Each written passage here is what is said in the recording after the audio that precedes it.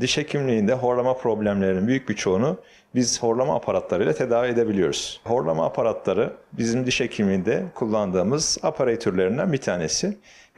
Bunu gece yatarken takarak horlamadan kurtulabiliyoruz. Alt çeneye ve üst çeneye ayrı olarak takılıyor. Kişiye özel uygulanıyor. Ölçüler alındıktan sonra yaklaşık 1-2 gün içerisinde aparatınız hazır oluyor.